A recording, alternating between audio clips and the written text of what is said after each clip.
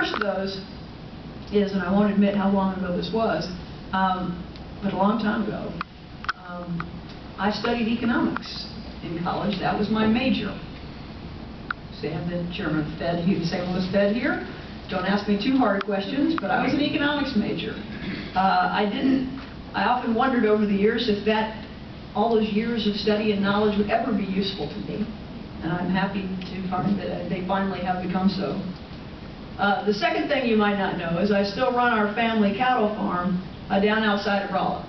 And while my husband and I live here in St. Louis, I grew up in Rolla and still run the farm down there. And it's always interesting to me how many of the lessons that you learn out on the farm actually can be helpful to you in other parts of your life.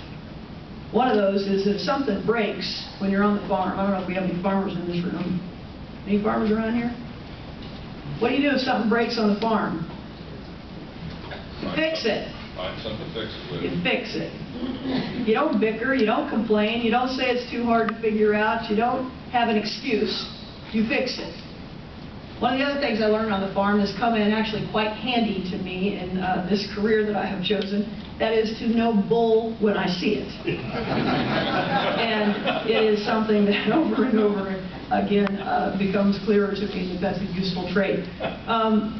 So I'll tell you that it's my training in economics tells me that it's pretty clear that our economic recovery is not going to come from the government. It's going to come from the private sector. It's going to come from businesses like yours, large and small, all across our nation. And, you know, what we learn on the farm is that you just got to fix problems when they arise. So we not only are not going to be able to rely completely on Washington for any fixes, but we also need to understand that there is a role that Washington has to play in both stopping the bull, but also getting predictable, consistent policies that are sensible in place so the private sector can grow and thrive.